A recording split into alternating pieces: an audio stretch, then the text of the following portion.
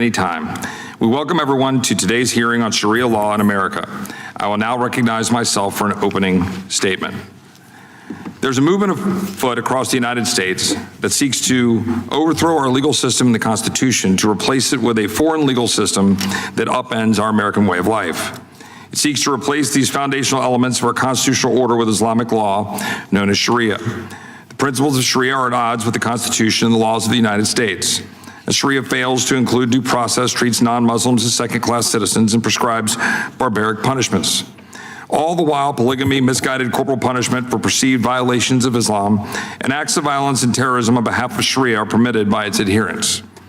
Sharia encourages violence, silences dissent, rejects religious freedom, and subjugates women and children. Let's be clear. This is not about having the freedom of worshiping a religion of one's choosing, such as Islam, but forcing a foreign legal code that is incompatible with our laws and legal system that provides unwanted consequences to the American people. It's everything we've fought against for more than 250 years. Thomas Jefferson recognized this problem at the beginning of the 19th century when he confronted Islamists in the Barbary Wars to keep trade lanes open and end Islamic religious slavery. When envoys and future presidents John Adams and Thomas Jefferson inquired by what right the Islamic Barbary states preyed upon American shipping, enslaving both crews and passengers, America's two foremost envoys were told by Tripoli's ambassador, quote, "It was written in the Quran that all nations who should, quote, not have acknowledged their authority were sinners, that it was their right and duty to make war upon whoever they could find, and to make slaves of all they could take as prisoners, and that every Muslim who should be slain in battle was sure to go to paradise," end quote.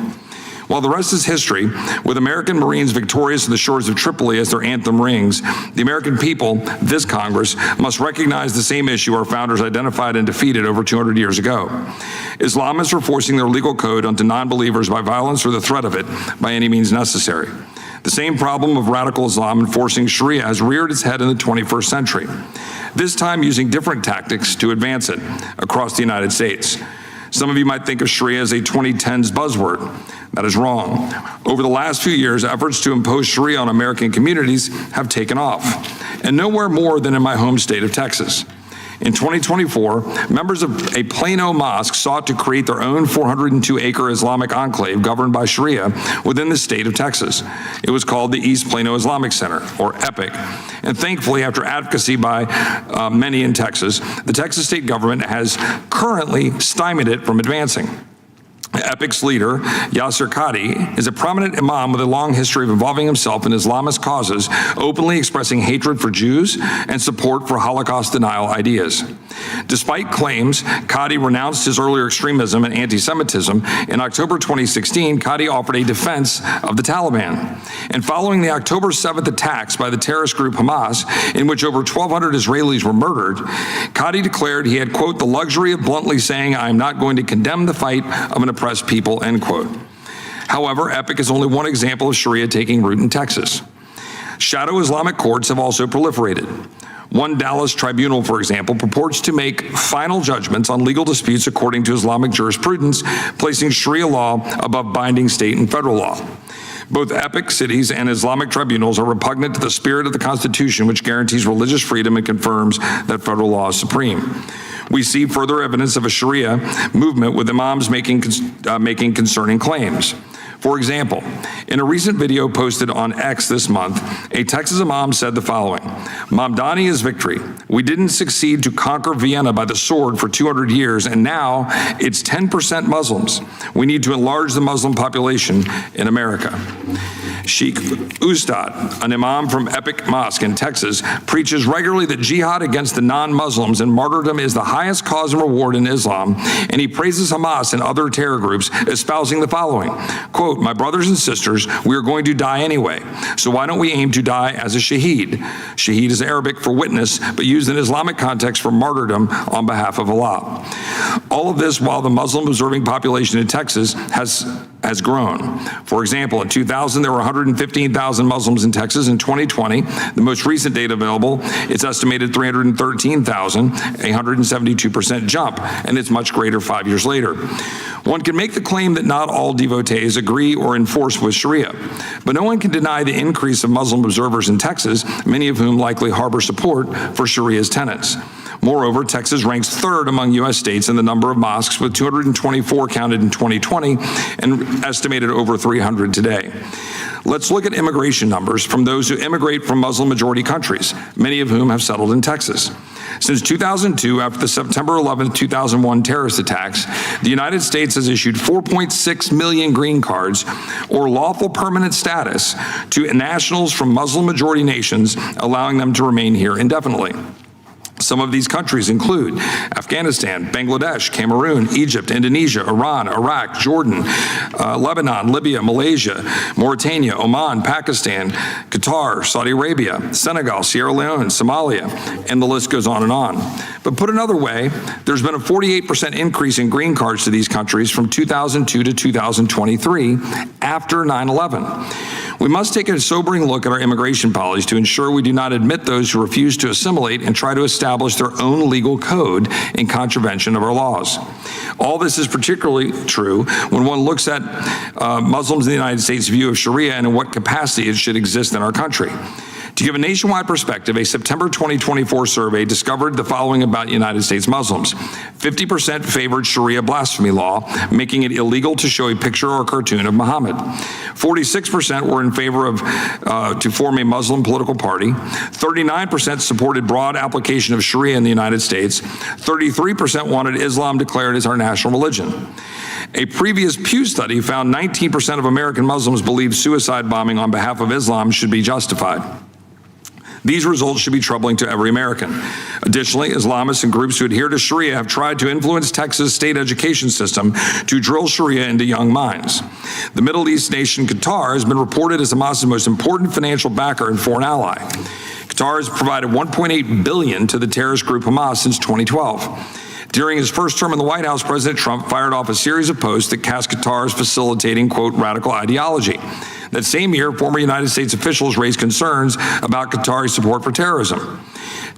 I don't know instances in which Qatar aggressively goes after terrorist finance networks of Hamas, Taliban, or Al-Qaeda, former Defense Secretary Robert Gates stated.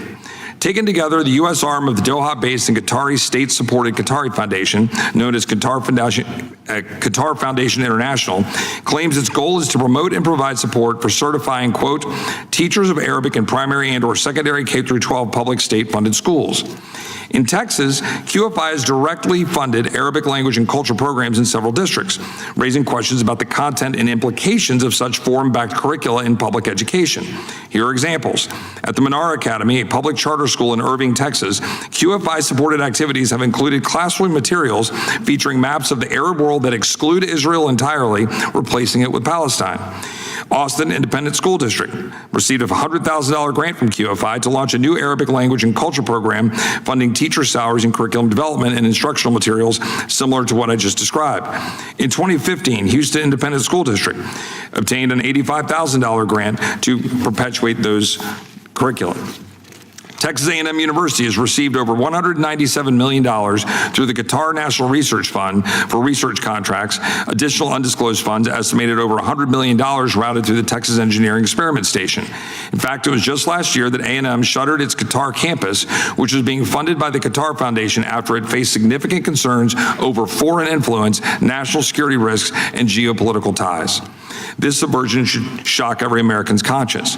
To better illustrate how pervasive this movement of radical Islam and Sharia is in Texas, according to data compiled by the Middle East Forum, of the 8,000 plus Islamic nonprofit organizations in the United States, almost 650 or 10% are based in Texas. One of the major Islamic networks that operate in Texas is the Cubits, which is tied to various Muslim Brotherhood branches and Hamas. How about the Council on American Islamic Relations influence in Texas, an Islamist organization that actively associates with other Islamists and Sharia-supporting groups like Hamas and the Muslim Brotherhood. 3 months ago, Governor Abbott designated CAIR as a foreign terrorist and transnational criminal organization, and for good reason. CAIR is listed as an indicted co-conspirator in the 2007 Holy Land Foundation case, the largest terror financing prosecution in United States history, a case centered in Richardson, Texas. Additionally, Nabil Sadoun, a former Dallas resident and CAIR board member, was deported to Jordan in 2010 and denied re-entry after the U.S. government alleged he had lied on naturalization documents when he denied membership with Hamas and the Muslim Brotherhood. These examples underscore CAIR's network of spreading Sharia across Texas and the rest of the country. I'll end with one more example in Texas. In September, video footage surfaced of an imam in Houston going to convenience stores in Houston, threatening to occupy if the presumed Muslim store owners did not stop selling haram products, alcohol, pork, lottery tickets, and other prohibited items under Sharia. While some may attribute this as a non-issue or benign, can any of my colleagues point to individuals of other faiths whose tenets demand this type of force, not opinion, but force of subservience to it? The overtaking by Sharia isn't limited to Texas, it's the entire West. An Islamic cleric from New Jersey said of Muslims overtaking the electoral system, mayors, school boards, and local communities, quote, "Where is Mecca now? It's coming. Change is coming to America. And what is Allah saying? You are the best of nations. You're better than everybody else. Let's work toward that. Let's work toward a Muslim mayor." This should be a stark warning to all Americans in all 50 states. If Texas falls, so does the nation.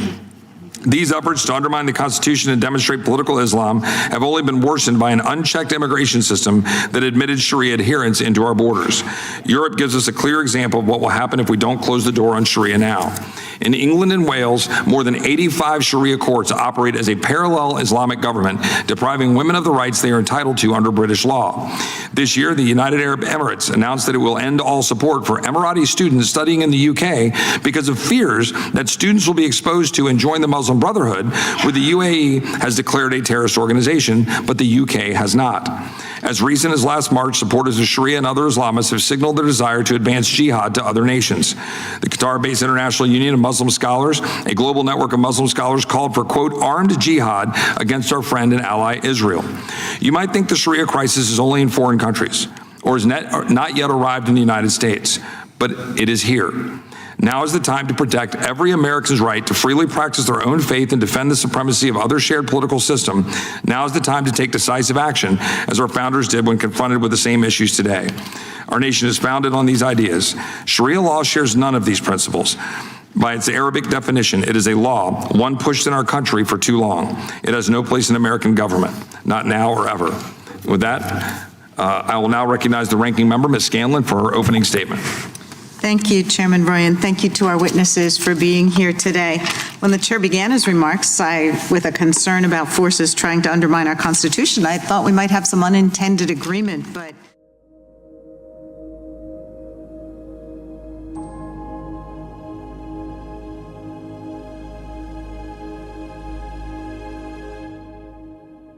say, as a washed-up professor of constitutional law, I do welcome the opportunity to remind people about the First Amendment. I yield back to you, Chairman Roy.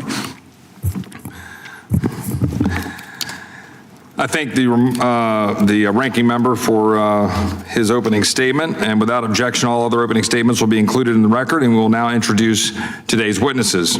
First, Mr. Stephen Gallay. Mr. Gallay is the chairman of the Pelican Institute for Public Policy, a nonprofit organization that works to reduce barriers to opportunity in Louisiana. He's also a partner at the law firm of Bevilacqua, Gallay, and Ellis in New Orleans. Mr. Robert Spencer. Mr. Spencer is a Shulman Fellow at the David Horowitz Freedom Center, a nonprofit organization that advocates for free societies. He's authored 32 books on Islam and jihadism. Ms. Krista Child. Ms. Child is the Texas Director for the RARE Foundation, a grassroots organization that advocates for American values. She has volunteered for decades for causes that serve vulnerable populations, particularly women and girls. Finally, Professor Ilya Soman. Professor Soman is a professor of law at the Antonin Scalia Law School at George Mason University. His research focuses on constitutional law, property law, democratic theory, federalism, and migration. We thank our witnesses for appearing today, and we'll begin by swearing you in. Would you please rise and raise your right hand? Do you swear or affirm under penalty of perjury that the testimony you are about to give is true and correct to the best of your knowledge, information, and belief, so help you God? Let the record reflect that the witnesses have answered in the affirmative. Thank you, and you please may be seated. Please know that your written testimony will be entered into the record in its entirety. Accordingly, we ask that you summarize your testimony in 5 minutes. I'll also remind each of you to turn the microphone on in front of you so that everybody can hear and it'll be inserted in the record. Mr. Gallay, you may begin with your 5 minutes. Is the microphone on? Now it's on. Okay. There. Thank you, Chairman Roy, Ranking Member Scanlon, and members of the subcommittee for inviting me here today to discuss the phenomena of alternative Sharia law-based institutions, why the enforcement by American courts of decrees issued by such institutions would be inconsistent with the fundamental rights guaranteed by the United States Constitution, and potential legal remedies to prevent such violation of fundamental constitutional rights. I'm an attorney practicing in the state of Louisiana for over 32 years. During the last 17 years, I've had the opportunity, largely on behalf of the Center for Security Policy, to research and study the interaction of foreign law, including Islamic Sharia, with American law. The interaction of foreign law with American law in American courts arises in four contexts: the enforcement of foreign judgments by American courts via comity, the application of foreign law in American courts through conflicts of law, the enforcement of choice of law clauses in contracts, the enforcement of forum selection clauses in contracts, the enforcement of arbitration clauses in contracts, and the transfer of lawsuits to foreign jurisdictions under the doctrine of forum nonconvenience. In all of these contexts, American courts and even American law enforcement could be called upon to enforce foreign law, even though the enforcement of foreign law would violate fundamental rights guaranteed by the United States Constitution. I've studied the numerous occasions in which foreign discordant law, including Sharia, has been litigated before American courts. Although the vast majority of foreign law applications are routine and do not violate American constitutional norms, over the past half-century, the number of cases adjudicating the application of discordant foreign law in American state courts, including through arbitrations, has steadily increased. The most prominent category of foreign law that has been increasingly intruding upon American courts is Islamic Sharia law, a body of law which consistently violates American public policy and fundamental constitutional rights, including the rights to equal protection, including equal protection based on race, religion, and gender, the right of due process, freedom of religion, and freedom of speech. Numerous tenets of Sharia show bias against women, the LGBTQ community, non-Muslims, former Muslims, and people designated as blasphemers. Courts in dozens of Muslim-majority nations and some non-Muslim nations currently apply Sharia. In hundreds of reported cases throughout the United States, litigants have attempted to apply Sharia, often succeeding. Examples include the enforcement of foreign child custody judgments or jurisdiction not based on the best interest of the child, but instead based on gender or religious discrimination. The transfer of cases to foreign countries whose courts discriminate on gender or religion. The enforcement of Islamic marriage contracts, dubbed Mars, as prenuptial agreements. Talaq or other Sharia divorces, and increasingly the creation of arbitration tribunals applying Sharia law within the United States. The law applied by such tribunals discriminates based on gender and religion, and in cases of custody disputes, does not apply the best interests of the child standard. Those arbitration tribunals also lack traditional American legal formalities, lessening due process. Furthermore, legislation of the past half-century has suppressed certain American legal protections against the intrusion of discordant foreign law. Public policy exceptions and common law rules have been overwritten by uniform acts adopted by the states, sometimes related to foreign treaties. Some uniform acts now treat foreign country judgments like sister state judgments, essentially extending the full faith and credit clause of the United States Constitution to foreign nations. Moreover, the U.S. Court of Appeals for the Ninth Circuit has explicitly held that foreign court orders are not subject to the constraints of American constitutional law. Responding to this encroachment of discordant foreign law into the United States, multiple efforts have been undertaken, primarily at the state but also the federal level, to address discordant foreign law. The model statute, American Laws for American Courts, passed in some form in 13 states to protect fundamental constitutional rights against the infiltration of foreign law, such as Sharia. Additional state acts and federal acts have also passed, including the Speech Act. Americans for over 250 years have toiled and suffered, including spilling blood, towards guaranteeing fundamental constitutional rights. No U.S. citizen should be denied the fundamental liberties guaranteed in our constitutional republic. The intrusion of discordant foreign laws, including Sharia, into the American legal system should be resisted. Thank you for your time, and I look forward to answering your questions. Thank you, Mr. Galay, for your testimony. Mr. Spencer, remind you to turn your microphone on, and you have 5 minutes. Thank you. The U.S. Constitution and Sharia are incompatible, and the conflict between the two legal systems will grow as Sharia adherents increase in number in the West. This fact has been obscured by misinformation about what Sharia actually is. When the city of Keller, Texas, scrapped an anti-Sharia resolution in January 2026, the Hamas-linked Council on American Islamic Relations, CAIR, stated that like canon law for Catholics and halakha for Orthodox Jews, Sharia refers to the rules that Muslims follow, including praying 5 times a day, fasting in Ramadan, giving in charity, and following the laws of the land in which they live. If that were really all that Sharia were about, no reasonable person would have any problem with it. CAIR doesn't mention, however, that Sharia is inherently political, supremacist, expansionist, and violent. Far from being the Islamophobic conspiracy theories of CAIR's imagining, these are facts that Muslim authorities on Sharia openly attest.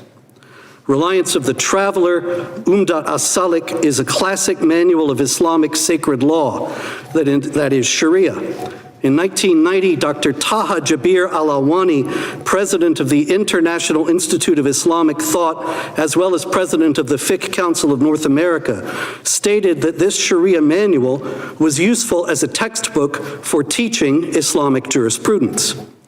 The most prestigious institution of Islamic learning in the world, Al-Azhar in Cairo, stated in 1991 that the same manual of Sharia conforms to the practice and faith of the Orthodox Sunni community.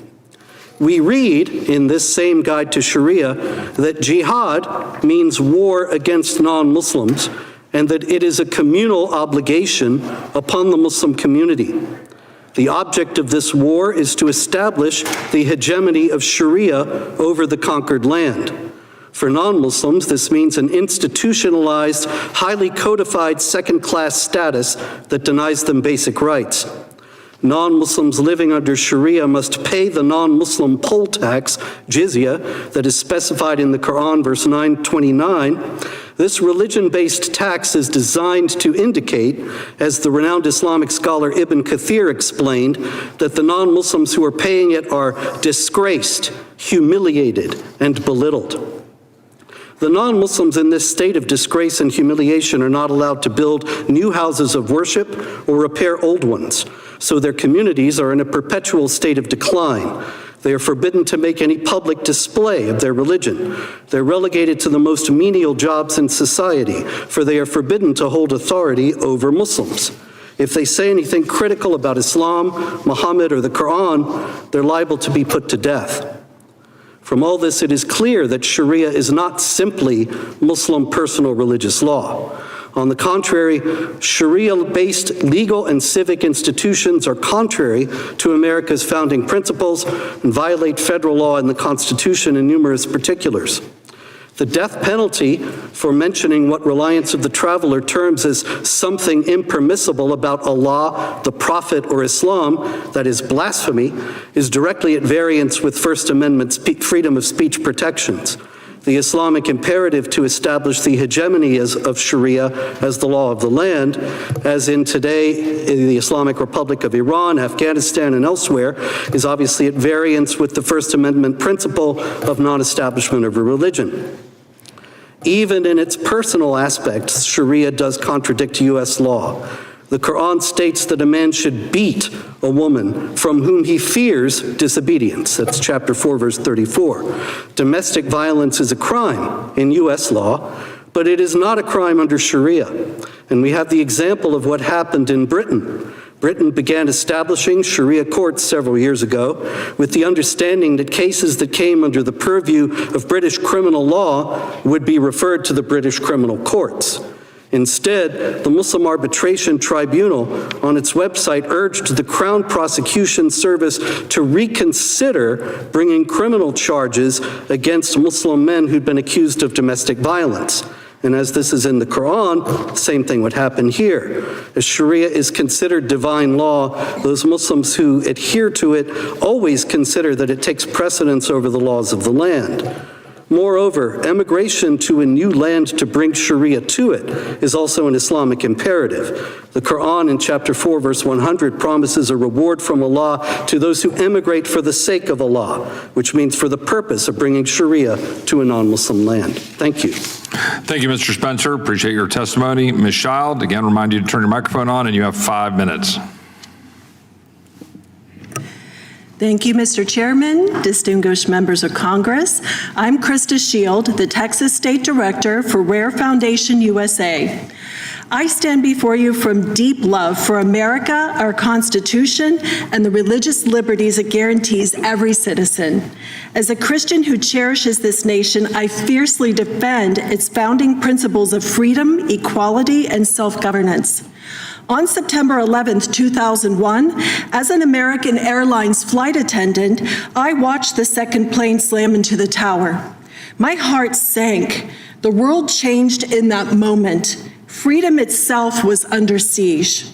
After 9/11, we believed the war was far away. Our brave military went overseas to fight. We thought we were safe, but we were tragically wrong. A planned invasion took root, concealed and deliberate. Foreign and Islamic terror-tied networks quietly infiltrated every layer of Texas life while we looked away. I travel across Texas listening to communities. Residents tell me their neighborhoods are becoming unrecognizable. Streets once familiar now echo with foreign calls to prayer that drown out church bells. Sons who fought these very forces abroad return to find their hometowns starting to resemble the Middle East that they risked their lives to defend us against. Texas is ground zero for the Islamic conquest of America. We are deep into a 1,400-year Islamic immigration conquest pattern, a patient, relentless strategy of settlement, infiltration, and eventual dominance. The Muslim Brotherhood's 1991 explanatory memorandum entered in federal court calls it a, quote, civilization jihadist process to destroy the West from within. That plan has been capturing Texas for over 35 years. We now have over 330 mosques. CARE calls them, quote, our infrastructure. Erdogan calls them, quote, our barracks. At least 650 Islamic nonprofits channeling influence. Dozens of Islamic scholars and banks promoting Sharia compliance finance. More than $4 billion in taxpayer funds routed to Islamic entities since 2017. Our own money fueling our demise. Islamic leaders telling us they want to implement Sharia. They glorify chopping off hands, killing homosexual apology. Aggressive conversion campaigns, including terror-tied groups, enter public schools without parental consent to distribute Qurans, Sharia pamphlets, and hijabs to students. The East Plano Islamic Center, EPIC, rebranded, quote, the Meadows, an enclave led by Imam Yasser Qadi, who calls Jews and Christians, quote, the most evil of all evils, and demands Islamic theocracy over democracy. These are emerging no-go zones. Active Sharia courts.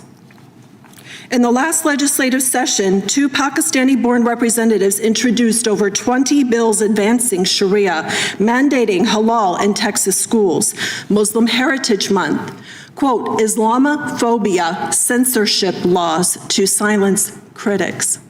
We already see Sharia enforcement in Texas, patrols pressuring Houston Muslim businesses to conform, imams berating Muslims for speaking to Christians, and families imposing deadly punishments on those who refuse to submit. My own family was connected to 2 young Texas girls who chose to date non-Muslims.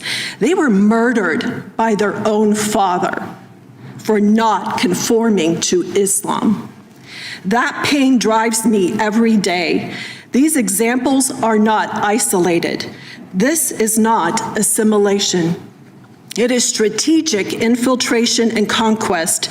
It is patient, multi-generational, and often funded by taxpayers. If we do not act, Sharia will dominate. We're here today to bring you legislative evidence and have submitted that to prove to you that wherever Islam grows, freedom dies. We must choose freedom under the Constitution or submission to Islam. Thank you. Thank you, Ms. Shield. And I will now recognize Professor Soman. Again, a reminder to turn your microphone on, and you have 5 minutes. I thank the subcommittee for the opportunity to address these important issues. George Washington wrote that America was founded in part to create an asylum for the poor and oppressed of all nations and religions. Thomas Jefferson, among others, made clear that American religious freedom is supposed to extend to Muslims no less than to Christians, Jews, and others. George Washington and Jefferson, they were right, whereas the proposed Preserving a Sharia-Free America Act is wrong. If enacted and upheld by the courts, it would expel tens of thousands of people from the United States just because of their religion by virtue of making any non-citizen adherent of Sharia law subject to exclusion or deportation. That violates the First Amendment, and it would do nothing to improve American national security. Indeed, the only real winners would be radical Islamist terrorists who would benefit from this by getting a free propaganda victory. The Constitution in the First Amendment states that Congress shall make no law respecting an establishment of religion or prohibiting the free exercise thereof. That clearly protects freedom of religion against discrimination, and it applies to Muslims no less than to any other religious group.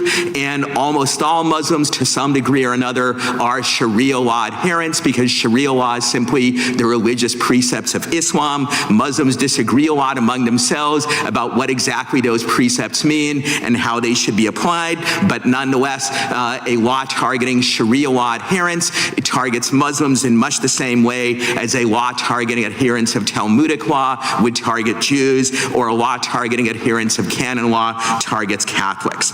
The Supreme Court has also ruled that the Free Speech Clause protects religious freedom and expression, and does this law, if enacted, would violate the Free Speech Clause as well. And it does not matter that this law addresses non-citizen immigrants, because there is no immigration exception to the First Amendment. When it says that Congress shall make no law restricting freedom of speech or the free exercise of religion, that means no law, no exceptions. It also does not matter that non-citizens don't have a constitutional right to be in the United States. The Supreme Court, including in decisions by conservative justices, has repeatedly made clear that discrimination against religious believers with respect to government benefits that are not constitutional rights still violates the Free Exercise Clause, and also in some cases the Free Speech Clause. For example, there's no constitutional right to Social Security benefits, but if Congress were to pass a law saying only Christians are entitled to such benefits, that would obviously be a violation of the First Amendment. If enacted and wrongly upheld by the courts, this law would set a dangerous precedent because it could easily be used to target any religious believers of any kind who run afoul of the views of the majority, including conservative Christians, among others. This law also would cause great harm to innocent people. It would expel hundreds of thousands of people from the United States who have done no wrong and pose no threat. Survey data shows the vast majority of Muslims in the United States do not support terrorism, do not support the creation of some kind of Islamic theocracy or anything of the kind. Indeed, many of the Muslims in the United States are actually immigrants who fled oppression at the hands of radical Islamist regimes like those of Iran and the Taliban in Afghanistan. Many of the latter are actually people who aided U.S. forces in the war on terror. They do not deserve to be excluded and deported. In addition, if this were to pass and again be upheld wrongly, it would actually help radical Islamist terrorists waging war against the United States. When President Trump in his first term enacted his much more limited anti-Muslim travel ban, the Islamic terrorist group ISIS hailed it as, quote, the blessed ban, because they knew it would help their terrorist recruitment by feeding their propaganda to the effect that the United States and the West generally are enemies of all Muslims. We should not give a gift to the terrorists, and we should not damage ourselves by expelling hundreds of thousands of people who are productively contributing to our economy and society and have done no wrong other than perhaps have religious beliefs that some people do not like. It is true that some Muslims, like some Christians, Jews, and others, may have awful views on various issues, but mass expulsion and discrimination is not the answer to any problems that might pose. We should instead simply enforce the religious freedom provisions of our Constitution and other relevant laws banning terrorism or violence or the like. In sum, this law is unconstitutional. If enacted, it would cause great harm, and therefore this subcommittee would do well to reject it out of hand. Thank you. Thank you, Professor Soman. We will now proceed under the 5-minute rule with questions. Without objection, Mr. Biggs, a member of the Judiciary Committee, will be permitted to participate in today's hearing for the purpose of questioning the witness if a member yields him time for that purpose. And with that, the chair recognizes the gentleman from Missouri, Mr. Onder, for 5 minutes. Thank you, Mr. Chairman. I yield my time to Representative Biggs. Thank the gentleman. Mr. Biggs. Thank you, Mr. Chairman. Thank you, Mr. Onder, for yielding time. So I'm curious, Professor, you're familiar with a case called Reynolds versus United States, 1879 case? I am, yes. I think you must be, because part of your rationale on page 6 of your statement seems to go right along with the rationale of the original Reynolds case, which was that belief versus practice. Belief okay, practice not necessarily okay, right? You would agree with that, right? I'm looking at page 6, your line that says, many aspects of Sharia law govern such issues as prayer, fasting, and dietary restrictions that apply to religious behaviors. You would say that stuff's okay, protected, even under Reynolds, right? Certainly free exercise of religion includes... So you would agree that praying, fasting, dietary restrictions, that's A-okay under Reynolds, right? So I do not think Reynolds gives a government a general power to ban prayer, fasting, and so on. No, that's right, and I agree with that, right? But in that particular case, the court said polygamy is dame. It is bad. You cannot practice polygamy anymore. You remember that? I do. Yeah. And so now I want to go to you, Mr. Gillay. Let's just talk about some of the practices that seem to be broad in this idea of Sharia, because Sharia is an expansive term here. So I'm looking, and it says here that where Sharia is, and this is on page 1 of your statement, the enforcement of foreign child custody judgments. That's coming into America, and we're relying on Sharia interpretations from other places. Is that accurate? Yes, there's been numerous cases in which child custody judgments from either Islamic countries or even non-Islamic countries that have Sharia courts. How does that square with Reynolds, for that, where you have a distinction between religious practices and behavior? And here we have Sharia determining actual child custody issues, totally irrespective of religious practices. How is that square with Reynolds?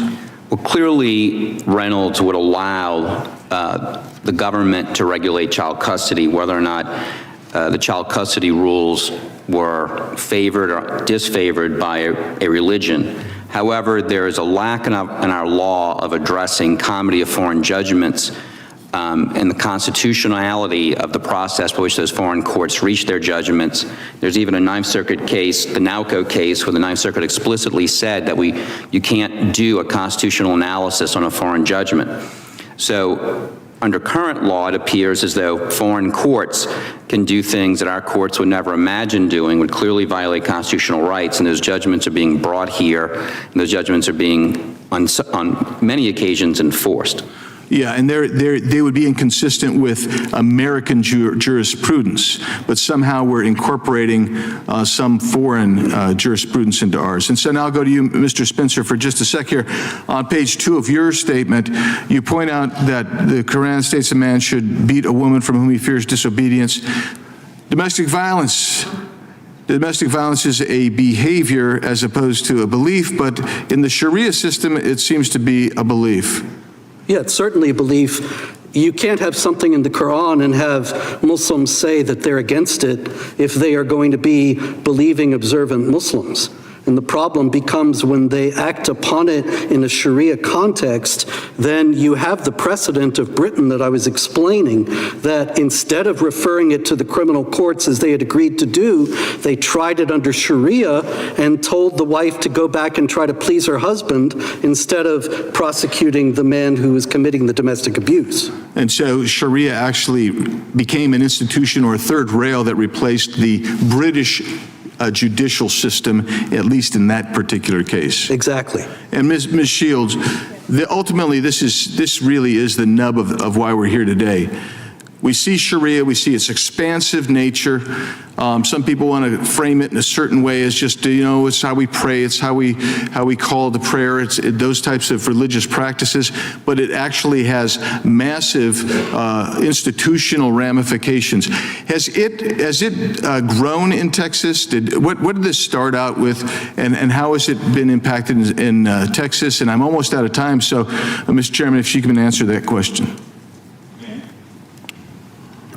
Yes, Mr. Chairman, members of Congress, Texas is under assault from Islamic groups and foreign powers, Qatar, Turkey, Pakistan, Saudi Arabia, waging a stealth war on our soil, planting flags via mosques, schools, and enclaves. They follow the Muslim Brotherhood's, quote, civilization jihad plan from the 1991 explanatory memorandum, destroy America from within by imposing Sharia and achieving global dominance. This has been built for over 35 years and is now deeply entrenched. Reversal requires urgent action. Texas is ground zero. Sharia doctrine demands subjugation of non-Muslims. Ms. Shields, you're going to wrap your answer. We're running over time, but go ahead and wrap. Yes. So as Rare Foundation's USA Texas Director, I travel across the state constantly. What I'm hearing from people in their communities who message me all of the time of what's happening in their own backyard is that they are very afraid of the Islamic Sharia expansion they see happening in our state and what that means because they see it happening in other places in America. Thank you, Ms. Shields. With that, I'll now recognize the ranking member, Mr. Raskin. Mr. Roy, thank you very much. And I find something to agree with in what all of the witnesses said. Let me start with Ms. Skild and Mr. Spencer. You basically have said that there are fanatics within the Islamic faith who use the religion for their own purposes, and I have no quarrel with you there, except I would extend the point to say that's true of fanatics in every religious tradition, in every religious community. In fact, any particular crime or violent act that you would attribute to Sharia fanatics, you could also find taking place in other communities too. Now, Mr. Gillet, am I pronouncing your name right? Yes, you are. Thank you. And you make a very interesting point to me, but I want to try to break it down if we can. So let me start with this. If there is a couple that are faithful Muslims who say that they are governed by Islamic law, but they get a divorce and it's a custody arrangement, and they go to a regular family court in any state in the country, do you agree with me that the standard that must govern by a judge is what's in the best interest of the child? Even if, say, the husband is saying no under Sharia law, and I'm making this up because I don't know if it's true, but under Sharia law, if the husband wants custody, he gets custody. That would be not just wrong, but it would be outside of the law for a judge to say, I'm not going to use the law of the state of Colorado or Tennessee or Maryland. I'm just going to use Sharia law because both of you are Muslims. Every state in the United States applies the best interest of the child standard to some extent.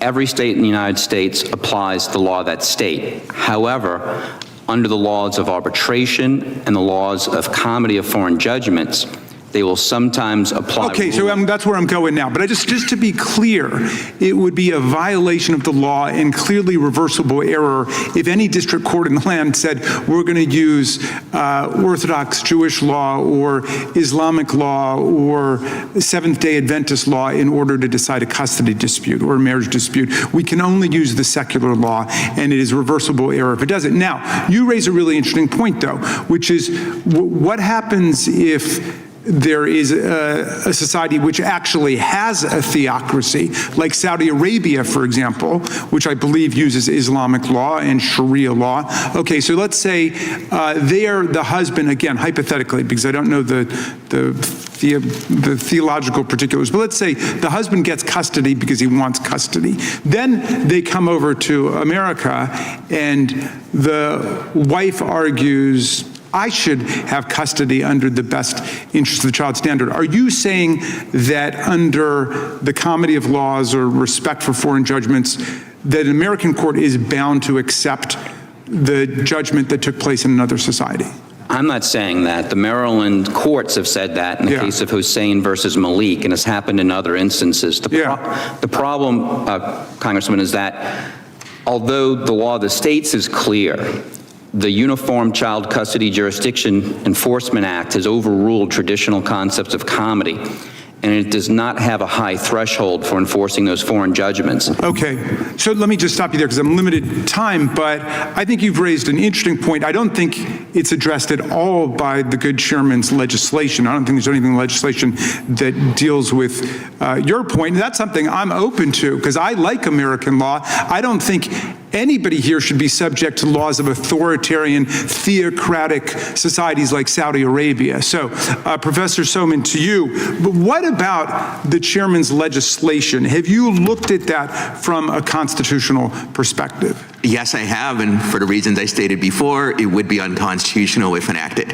And you say that because you believe that, you believe the language, the text, you're an originalist, you're a textualist, you're the Cato Institute, you believe the language of the First Amendment says, Congress shall make no law respecting the establishment of religion or prohibiting the free exercise thereof. Therefore, if we said we're not going to allow Sharia followers in the country, we're not going to allow fundamentalist Mormons in the country because they believe in plural marriage too. We're not going to believe anybody who believes in something that's at odds with our beliefs in the country. You're saying that that would violate the First Amendment.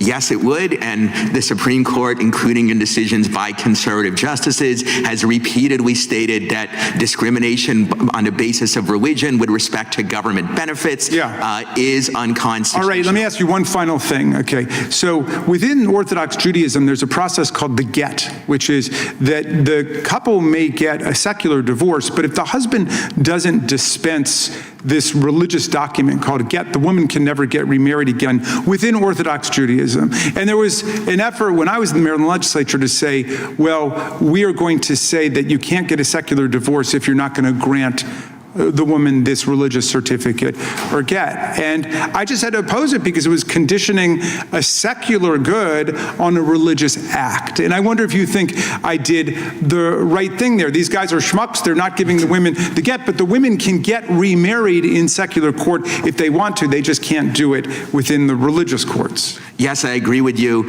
Orthodox Jews can recognize or not recognize these divorces as they choose within their religious community, but as far as secular law in the United States is concerned, the law that matters is the law of the state of Maryland in that case, or whatever state they happen to be in.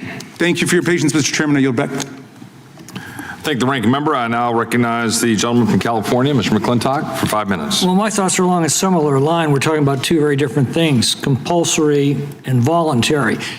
Democrats are correct that Jefferson believed in religious liberty, which is the voluntary adoption by an individual of religious beliefs and religious expression and religious practice, and that is protected under our First Amendment. That's something fundamentally different from the compulsory imposition of religious practice on those who are not accepting of those beliefs.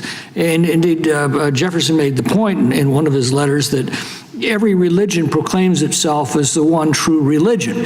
And how is anybody going to be able to sort through all that and find out the one true religion for themselves if we don't allow the airing of all of those differences and allow people the freedom to discuss and to debate them? So our Constitution protects not only religious liberty, it protects civil liberty as well. You've got the right to your religion. You don't have the right to impose it on others. You've got the right to extol or criticize a religion for its teachings or beliefs. Do any of our panelists disagree with that? Okay, if somebody wants to adopt the Muslim religion and abide by its practices in their personal lives, they have the right to do so. Does anybody disagree with that? Okay, if somebody wants to enter into a contract with someone who also adopts these practices, as long as those terms don't violate the civil law, they have a right to do so. Does anybody disagree with that one? Representative, I would not agree with that in the case of child custody, of arbitration of child custody. Could you explain that a little bit further? Sure. There's some states allow, and particularly Texas, allows the arbitration of child custody. Other states have just banned it, like New York. When there's a child involved, just because the parents agree to have child custody arbitrated does not mean the state should automatically enforce that child custody judgment. And states would have the options of either banning the arbitration of child custody, or there's a model law or governing that states could pass governing the arbitration of child custody, but I do not believe it's a good policy to allow arbitrators to determine child custody without some basis of court review. Well, if both of the parents agree, I mean, this would be a contractual relationship. Both the parents agree, what's the beef? And again, it's both parents agree, and it's in compliance with the civil law. Well, if in compliance with the civil law means a judge reviewed it and found it was the best interest of the child, right, then I would certainly agree with so that. we're in agreement on all those things. So my question is, are there instances where Sharia law is being imposed on people against their will in this country today? In the case of child custody, the arbitration panels just discuss that. Can be doing that. Yeah.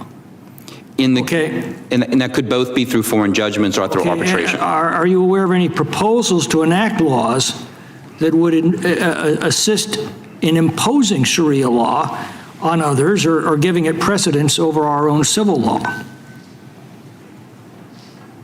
Anyone? Okay, well, good. There was actually a case in Collin County, Texas, with actually a Republican female judge who looked at a case of a divorce, and she sent the woman to a Sharia court, and it was overturned by the Texas Supreme Court. Well, yeah, again, that's the remedy we have for erroneous judicial decisions is the appellate process, and what you're saying is it worked in that case. I've got about a minute left. I'll yield to the chairman since I see Mr. Biggs has left. I thank the gentleman from California. I would just ask, Mr. Spencer, I mean, do you have anything to add to what Mr. McClintock from California was just adding about any of those concerns? You seem to want to. I just want to make sure. Yeah, the aspects of Sharia that are really controversial are political and not religious. The whole hearing here is turning on the idea that it would be terrible to restrict religious practice and in violation of the First Amendment. But the difficulty here is that Sharia, in all of its forms, and wherever it has been implemented, has been political and not just religious. Oh, agreed. And has been supremacist and not just egalitarian. There's no Sharia state where non-Muslims enjoy equality of rights. If I could reclaim my time, I agree with you. There is a political aspect of it, but that is protected by our freedom of speech, our freedom to criticize it, our freedom to debate it, and our freedom to vote it down. Is that the way the system works? Well, I don't think that the freedom of speech is in play when you're talking about active efforts to subvert constitutional order and replace it with another one. That's the essence. I mean, obviously, you cannot, the the classic thing of crying fire in a crowded theater. And so it's the same thing here. There are laws against subversion. There are laws against working against the constitutional order. And that's what's at issue here. Sharia is not really open to debate. Everywhere it's been implemented in Saudi Arabia, Iran, Afghanistan, Pakistan, Somalia, it's pretty much the same. Thank you, Mr. Spencer. Thank the gentleman from California. I'll now recognize the gentleman from Tennessee, Mr. Cohen. Thank you, Mr. Chair. I'm a little confused about this hearing. I think we all probably agree, I hadn't been here to hear everybody's agreement, but I think we all agree that Sharia law is not something that anybody would want to have to live under. It's oppressive, and it's religion that's forced on other people. But we've got a constitution already that's under attack, and the emoluments clause is being shredded, and the pardons power is being abused in such a way that it's people question whether we even should have a pardon power, because it's not being used for the reasons by which it was put in the Constitution, for unusual cases where justice wasn't served, et cetera, and it's being used as a transactional event. And we're talking about Sharia law. We've got so much to deal with, Mr. Chairman, with our Constitution and protecting it. The First Amendment, the Fourth Amendment was going on in Minnesota, murdering of citizens on the streets, murdering, shooting people in the back 10 times, shooting a woman in the face, not rendering aid to either one of them, not allowing doctors to render aid to them, watching them die. And those are constitutional problems. And we're talking about Sharia law? I mean, this is not really relevant to this committee and what's going on in America today. There's so much we could be dealing with concerning the Constitution and protecting America. White Christian nationalist ideology has been put forward. One of the gentlemen here said something about, what was it, certain, it might have been you, Mr. Spencer, something that the group put forward as their plan for the future, some publication or some ideology. Did you mention that? I don't know, you might be referring to the explanatory memorandum, which is, I didn't mention, but it's a captured internal document of the Muslim Brotherhood detailing its program for the United States, where it says the brothers must understand that their work in America is a kind of grand jihad in eliminating and destroying Western civilization from within and sabotaging its miserable house by their own hands and the hands of the believers, so that Allah's religion is victorious over other religions. Right, that's I would suggest that just saying that we got other Sir, I've got the problems floor. doesn't make that go Sir, away. I've got the floor. You're not Pam Bondi. Sorry? I say, I've got the floor. You're not Pam Bondi, if you know, we're late. What? That's what I was getting at. And what you're talking about sounds like a Middle Eastern version of Project 2025. Another type of manifesto to take over and do all these things and to control our government and to turn it around on its head. We should be looking at Project 2025 and what they plan to do to this country and what they're doing to this country. This is not the country that Jefferson would have known. It's not the country I've known. It's not the country that I think our Constitution foresaw. And none of this seems relevant. And it seems Will the gentleman kindly yield? Yes, sir, please. Thank you to the distinguished gentleman from Tennessee. There was a mass murderer in Norway who went on an anti-Muslim rampage and killed 69 people. You'll recall his name was Anders Breivik. And he denounced Norwegian politicians as failing to defend the country against the Muslim takeover. And I raise it because I want to introduce this article from the New York Times. He invoked your work, Mr. Spencer. You're probably aware of that. You probably know about this New York Times article that he frequently quoted Robert Spencer, who operates the Jihad Watch website.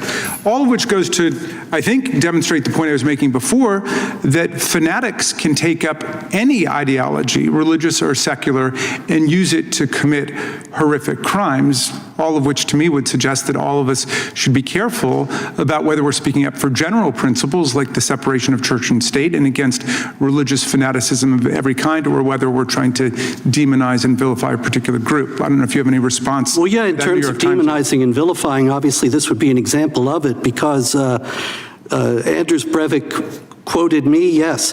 He actually quoted a documentary that I was in, and so every time my name was mentioned as speaking, it's listed as one of the times he mentioned, and then they say, oh, he mentioned him 100 times or something. Anything about the massacre itself? Anything about the massacre He of all the also innocent quoted people? Barack Obama. Okay, leaving aside the quotations, do you have any thoughts about the massacre of the people? And he actually took issue with me for not counseling violence. And so to bring this up really is tantamount to saying that Elizabeth Warren is responsible for the Dayton mass murders because the mass murderer invoked her name. Mr. Chairman, I think Mr. Cohen's time is up. I'd like to enter this New York Times article into the record, Killings in Norway Spotlight Anti-Muslim Thought in the U.S. And I yield back. Without objection. Thanks, and thank you, Mr. Cohen. And now I'll recognize my friend from North Carolina, Mr. Harris. Thank you, Mr. Chairman, and thank all of you on the panel for what you've shared today. And,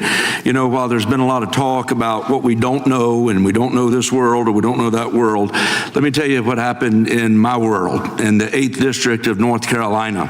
This past year, in late 2025, the FBI, in coordination with local law enforcement, arrested an 18-year-old in Mint Hill, North Carolina, who was plotting to carry out a deadly New Year's Eve attack in support of ISIS. According to the DOJ, this 18-year-old Christian Sturdivant is his name, sought to become a martyr for ISIS. And Mr. Spencer, I just want to give you a chance to share. Can you help me understand how a kid growing up in a suburb of Charlotte, rural area in North Carolina, can be radicalized by the Islamic State? Mr. Harris, this is a very important issue that law enforcement and intelligence agencies in the U.S. have been entirely remiss and have ignored altogether. Fact is that a young man like that in Mint Hill could easily go to numerous sites on the internet and quite possibly to people within his own community who would tell him that the Islamic State, ISIS, represents authentic Islam and that violence against unbelievers is a duty that he needed to carry out. This is something that ISIS recruiters say all over the world. They were able to attract thousands of Muslims from 100 different countries when they had their caliphate in Iraq and Syria, and this was because their claim to Islamic authenticity rang true among all too many Muslims, and nobody is countering that. Well, and I know this happened in Mint Hill, as I mentioned. Can you tell me where else in the United States that such radicalization is happening? This has happened all over the country. We had the Boston Marathon murders that were 2 young Muslims, once again, who were thought to be moderate at one time.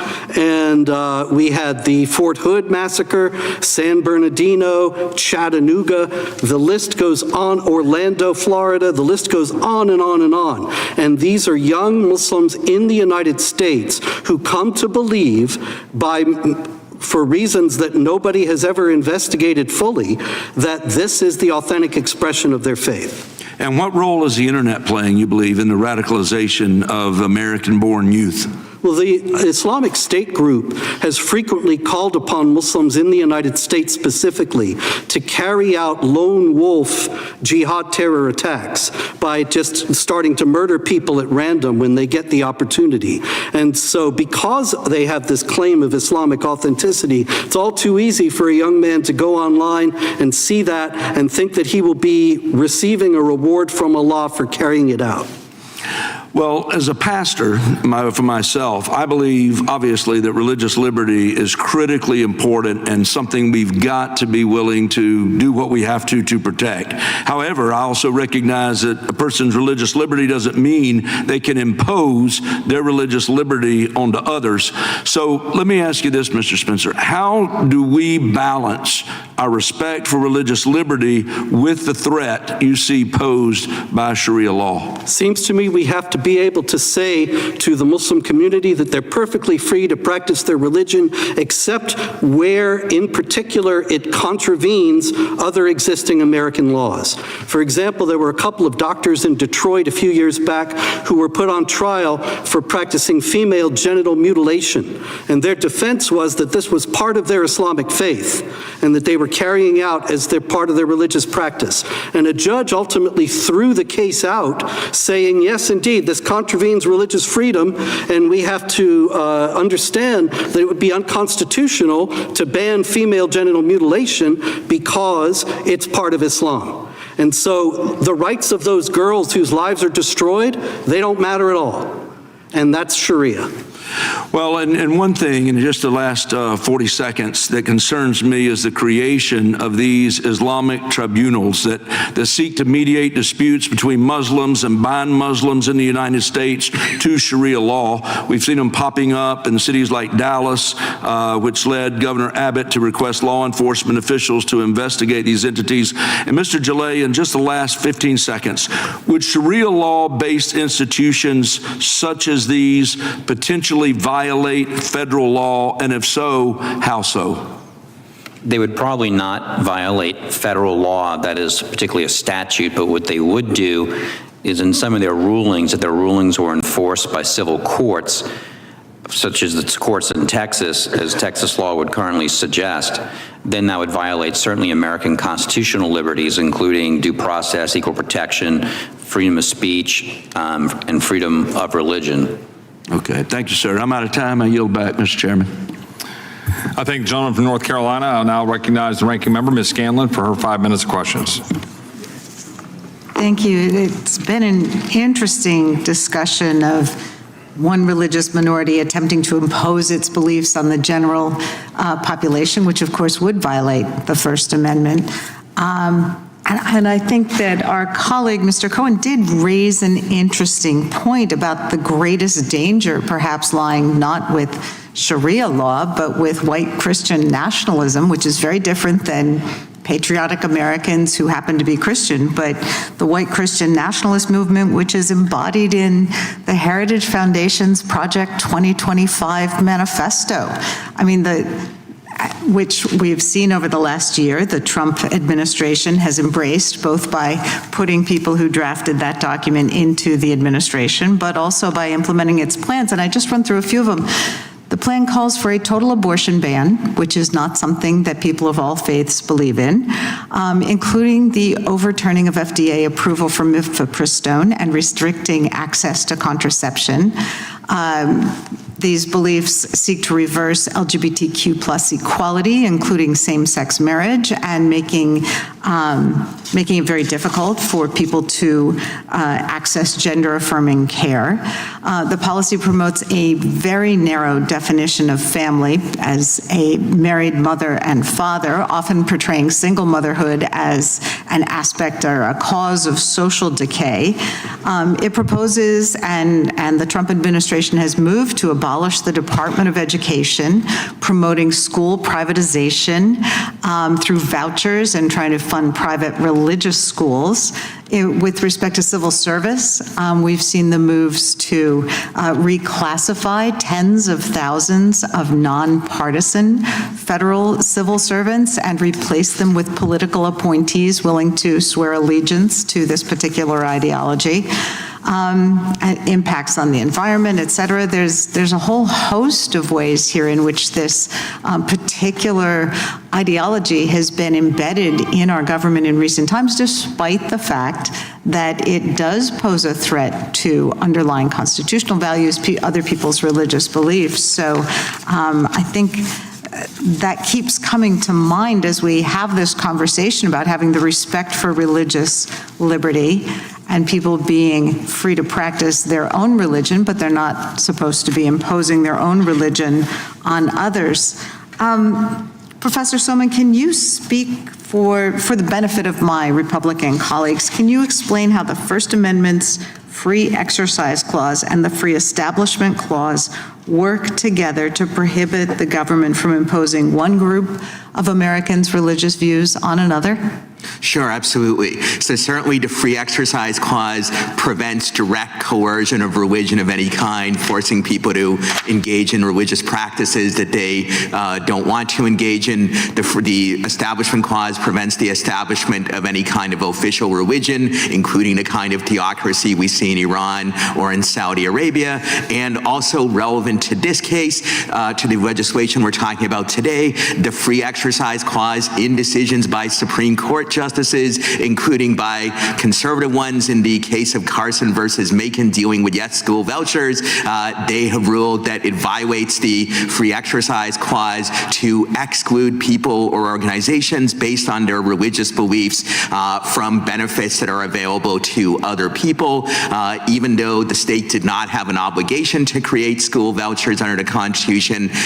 In Maine, when Maine did so, in Carson, the Supreme Court, in a decision joined by all 6 conservative justices, correctly ruled that excluding religious schools simply because they're religious violates the First Amendment, and the same thing would be true for an effort to exclude Muslim immigrants in the United States simply because they're adherents of Sharia law. I think this jurisprudence, which conservatives accept almost everywhere else, applies here as well.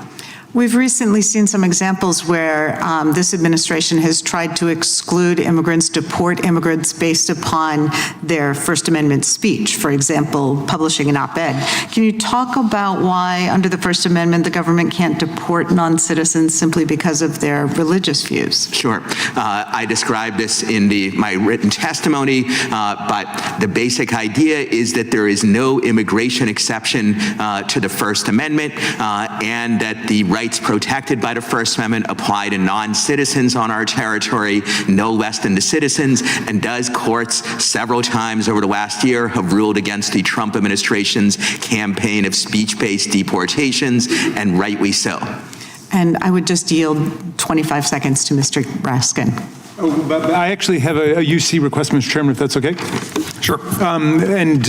This is 18 U.S. Code 116, Section C, and this is banning female genital mutilation in America, and it says it shall not be a defense to a prosecution under this section that female genital mutilation is required as a matter of religion, custom, or tradition. So I don't know the judge that Mr. Spencer is referring to, but that's why we have appellate courts if somebody actually allowed it in plain contravention of the statute. Without objection.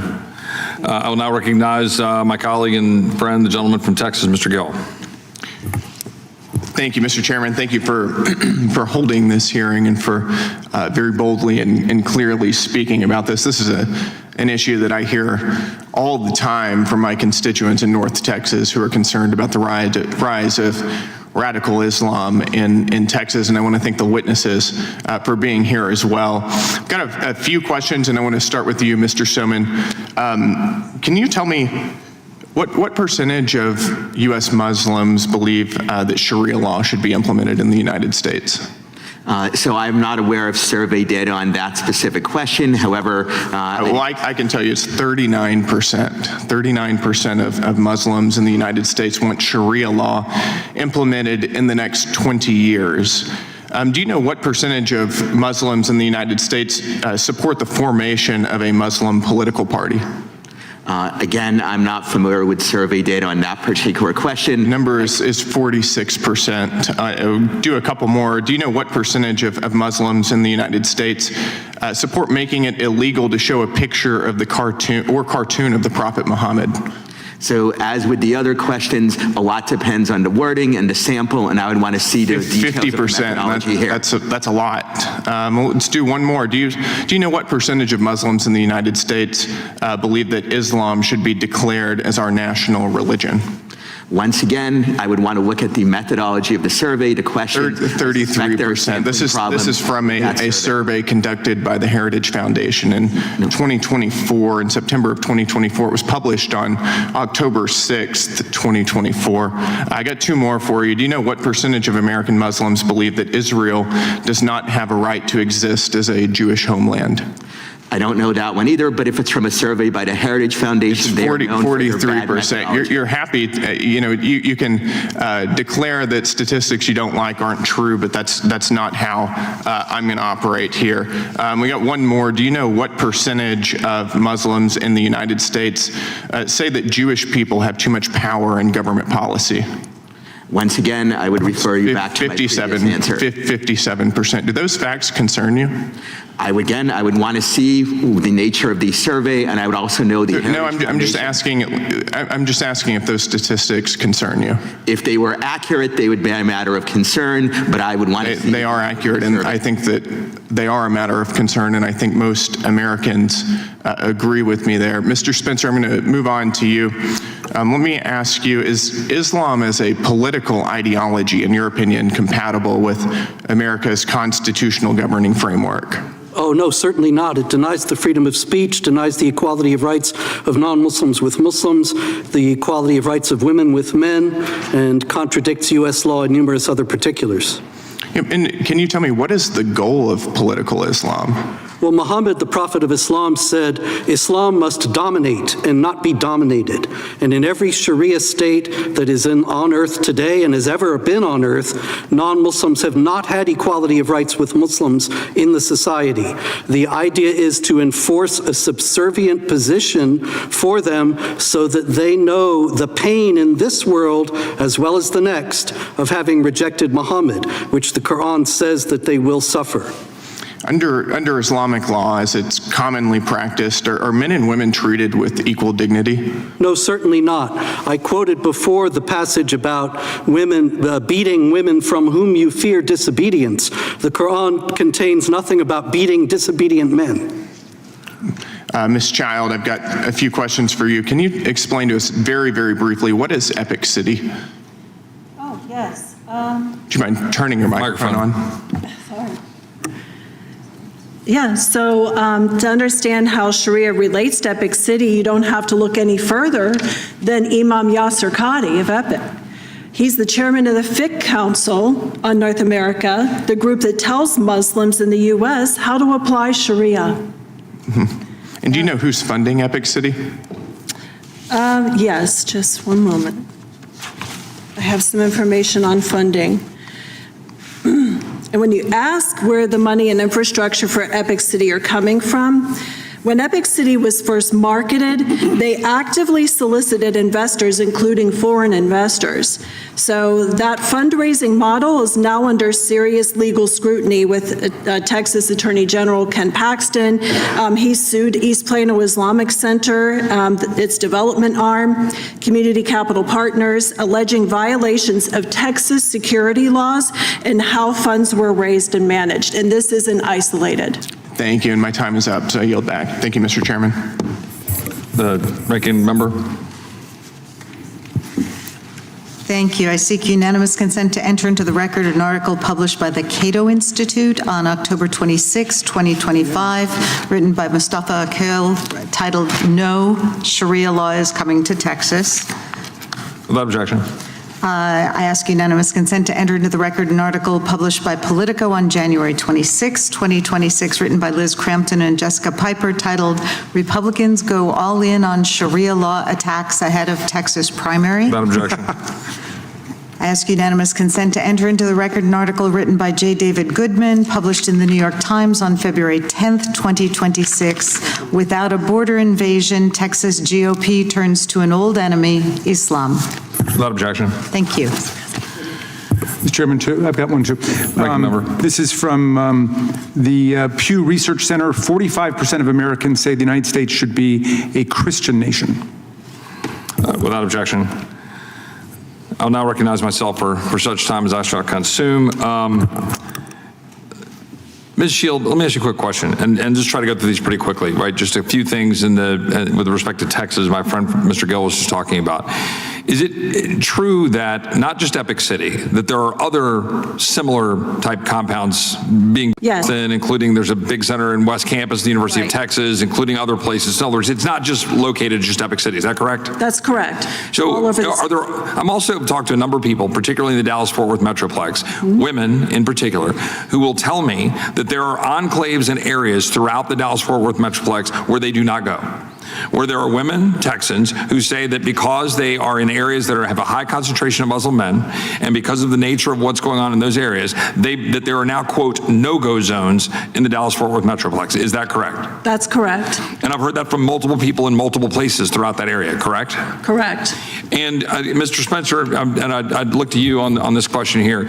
I heard my colleagues on the other side of the aisle who were raising objection to legislation and a number of bills that some of us introduced, particularly one that I introduced, that was raising the issue of vetting individuals as we're bringing them into the United States for their adherence to Sharia law. That was the idea. The idea is that Sharia law is inconsistent with our values in Western civilization, so we should know if we're bringing people into the country that may want to advance a system of law or systems that are contrary to our laws. Here's my question. In doing so, my colleagues acknowledged and said that that would mean that Muslims generally would be in fear of deportation or inability to be brought into the country. Does that not suggest that there's a recognition that Sharia law is central to most of the Muslim population throughout the world and those that come to the United States? It would seem as if they're aware of that, yes. And is that true? Is Sharia law central to most Muslims throughout the world? Absolutely. Sharia is considered divine law, and thus it takes precedence over all other legal systems. In areas of the Muslim world where it is not fully implemented, such as Egypt or Syria, other countries, it still has a tremendous cultural influence, such that elements of it are often enforced by individuals or groups where the government doesn't do so. And is it not true also that there are some 50-plus countries throughout the world in which Sharia is either entirely the law or central to the law in a mixture of its religious implementation, but also its civil? Yes, that's right. There are 57 members of the Organization of Islamic Cooperation, 56 nations, and the Palestinian Authority. Is it also not true that when we're talking about the advance of the Islam population, or the population of Muslims that adhere to Islam in this country, that it is not also true that there is significant funding by groups and organizations to push that, including Sharia, into the United States? Oh, there's no doubt whatsoever. You have, for example, Prince Al-Walid bin Talal from Saudi Arabia, who has spent millions and millions of dollars in funding universities such as Georgetown, where they have now the Prince Al-Walid Center for Muslim-Christian Understanding that is designed essentially to whitewash Islam, jihad, and Sharia and present a version of these things that are designed to foster complacency. Also have the government of Qatar doing the same thing on an even larger. In addition to these countries, in addition to foreign funding, there are organizations such as CARE and other organizations that are designed to implement and advance the existence of Sharia and the advance of Islamism in the United States. Is that true? Oh, certainly. Omar Ahmed, the co-founder of CARE, has been on record saying the Quran should be the only law of the land. He has denied saying this, but the original reporter stuck by her story. Ibrahim Hooper of CARE, the famous spokesman for the organization, said that he wanted to see the government of the United States become Islamic sometime in the future. And this is something that is clear from all of CARE's actions. And would it be safe to say that the goal of those organizations, and the Muslim Brotherhood, as my friend Mr. Gill said, also from Texas, that the goal of those organizations in advancing Islamist movement in the United States, that the goal is for the Western hemisphere, for the Western civilization, the United States, and Texas as ground zero, to become Islamic? Oh, there's no doubt about it. That's very clear from the explanatory memorandum of the Muslim Brotherhood, saying that the goal is that Allah's religion is victorious over other religions, and they're working toward eliminating and destroying Western civilization from within. And all the non-Muslim apologists for Sharia that we see are indications of how successful that effort has been. And one last question, I'm over my time, then I'll recognize the gentlelady from Wyoming. Is that not inherently political and not just missional? In other words, not just saying, hey, we would like people to know Allah and to know the teachings of Muhammad and Islam, as much as a Christian might want to advance the mission of Christ, but that it is political in ideology and in effect. There's no doubt whatsoever. This is all about political power. Nihad Awad, the executive director of CARE, has made that quite clear in repeated statements speaking about increasing the number of Muslim congressmen, getting Muslim senators, and increasing Muslim political power on that basis. I thank the gentleman. I will now recognize the gentlelady from Wyoming. Thank you, and thank you all for being here today. In August 2025, an Austrian court issued a ruling confirming an arbitration award based explicitly on Islamic Sharia law.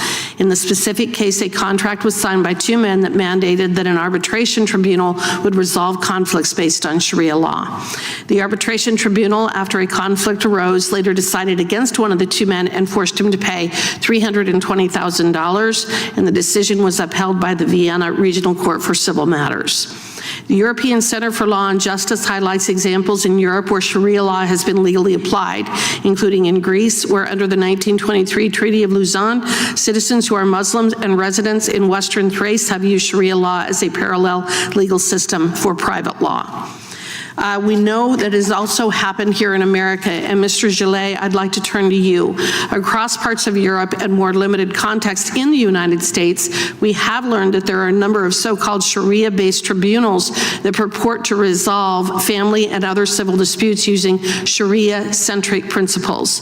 To your knowledge, how far back have some of these tribunals been permitted to operate in the United States and across Europe? Across Europe, I can't speak to as well. Across the United States, they've existed for at least several decades. Certainly, the number of cases that they've been handling appears to be increasing, and that increasing appears to be accelerating. One of the difficulties in monitoring this is that typically only appellate court decisions are reported. Right. So you would only truly find out about it if there was an arbitration, if the arbitration award was in challenge in a district court. Sometimes those are reported, but normally it'd only be reported if the appeal then went up to an appellate court. So it's very hard to get good data. Well, could you explain the process by which a family dispute, for example, may be resolved in a Sharia law applied setting in contrast to what we would expect to see in an American family court proceeding? Sure. Typically, you would begin with an Islamic mar, which is an Islamic marriage contract. That contract would be signed normally before the marriage. Then during the marriage, if a dispute arose between the couple, they would then, one of them would approach the Sharia tribunal, typically an imam, sometimes an attorney, sometimes not. Sometimes not an imam, but commonly imams would then essentially adjudge it. They would typically not be most of the formalities within American law, so you wouldn't have, for example, a court reporter recording everything down. You wouldn't always have formal pleadings. Sometimes it'd be as simple as basically a meeting. And then there would be a ruling. Those rulings aren't always necessarily placed in clear judgments. So a lot of the formalities that we as lawyers do in American courts simply do not exist in those Well, and I think that that's very important because due process and equal protection are foundational tenets guaranteed under the United States Constitution and most state constitutions. And they are available to every American citizen who engages with the judiciary or seeks legal relief. Mr. Gillet, based on what knowledge there is of how Sharia tribunals operate both in Europe and to a more limited extent in America, are there risks of participants, notably women and minors, losing due process protections and equal treatment in a Sharia-based system? Yes, those risks are quite significant. They've manifested themselves in the few appellate cases we've been able to see. And the remedies for those are not that difficult. I mean, states can either ban the arbitration of family law matters, particularly custody. Some states have done that for decades, often blue states more than red states. Additionally, there's a model act that's been put out that would create some thresholds that the reviewing court would then be able to look at the basis of the decision of the court. In the case of custody, they would look, or other child matters for visitation, they'd look at the best interest of the child. Currently, in many states, Texas particularly being one, those safeguards do not exist. So why are women and minors more at risk in a Sharia-based tribunal system? Primarily for two reasons. One, Sharia law tends to be discriminatory against women, particularly compared to modern American law. Secondly, Sharia law does not require any analysis of the best interest of the child. Normally, custody is based, depending on what exact school of Sharia is being applied, custody is normally based on the age of the child, and based on the age, the child will be given to one of the two parents. So in a Sharia-based system, there is a real risk that people engaged in that would be losing due process and equal protection rights. Is that fair? Yes, it's almost guaranteed, particularly on the equal protection side.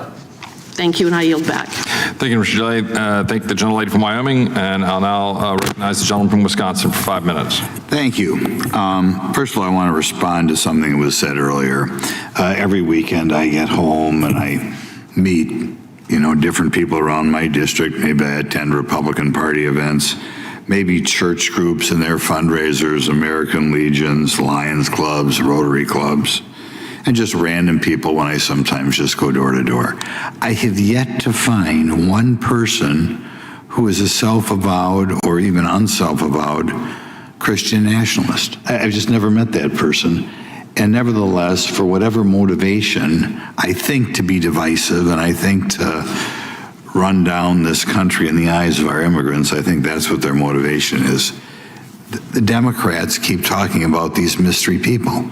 And I would think that if they existed, sooner or later, I would at least run into one of those people, but I've yet to run into any. So I just want to make that point in case we may have, new arrivals in this country who might think when President Biden and various Democrats talk about this huge movement in this country, they know that at least I have yet to find one person who fits the bill.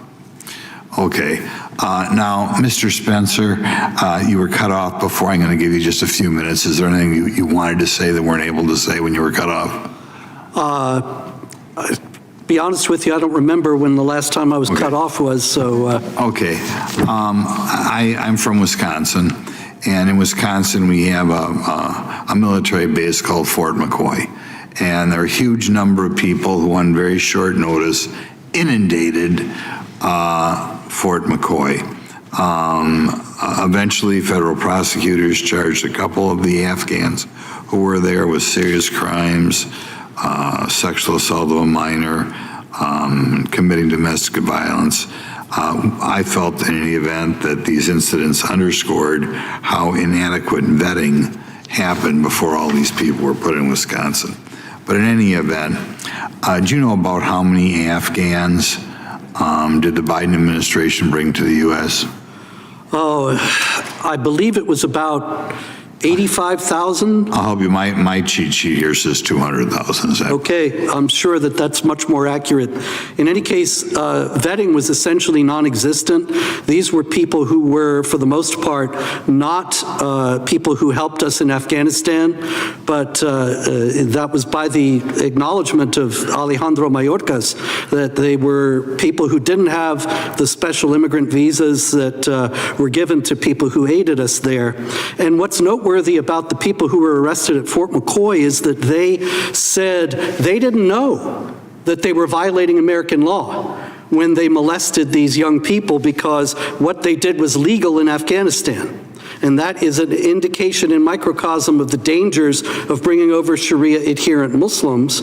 They are adherents of a legal system and cultural mores that are radically different from American law, and if we allow this, they will strip protections from all kinds of people who will be their victims. Okay. This did have serious and tragic consequences, didn't it, by not vetting these folks? I'm sorry, I didn't catch This did have serious consequences, not vetting these folks? Absolutely. Well, that's one example is the Afghans who were arrested at Fort McCoy, but there's also the fact that ISIS, as well as the Taliban and Al-Qaeda, are quite active in Afghanistan. So you bring over a lot of Afghans without any vetting, you're bringing over almost certainly ISIS, Al-Qaeda, and Taliban operatives who believe that they have a responsibility before Allah to wage jihad in the infidel land. And that's going to be something we're going to be seeing the consequences of for years to come. Okay. What can Congress do to strengthen laws to prevent this type of mass importation of unvetted aliens? Well, for one thing, vetting would be in order, and that needs to be intelligent and thorough, comprehensive vetting that is not just, are you a member of a terrorist group, which is what it's been for years, but something, questions that are much more specific that will tease out attitudes and then make it a deportable offense to lie when you're answering these questions. Okay, any one of the three of you on the right side of me, are we right now actively tracking instances of Sharia law and the patterns of places where it's most prevalent? If I Google it, am I going to find something on that? To my knowledge, the United States government is not doing that whatsoever. The Center for Security Policy attempted that a couple of decades ago, basically looking through Louisiana appellate cases. They're able to find dozens upon dozens. I've been trying to monitor it. It is very difficult to monitor because first of all, arbitration tribunals are not reported. Most district court cases are not reported at the state level. And properly using the search engines to tease out the cases at the state appellate level is tricky. The gentleman's over his time. Did the other two want to quickly answer that question since he addressed all three of you? But just quickly, do you know anything additional to add? That's exactly what I was going to say, that the U.S. government's not doing this. I think the gentleman from Wisconsin. Thanks. Might wind up getting results they don't want. Exactly. Well, I thank the gentleman from Wisconsin for his question. I thank the witnesses. Thank you for your participation. This concludes today's hearing, and we thank you. Without objection, all members will have 5 legislative days to submit additional written questions for the or for the witnesses or additional materials for the record. Without objection, this hearing is adjourned. You want to hear a story? You want to hear a story, Ms. Hageman? Yes, I do. Senator.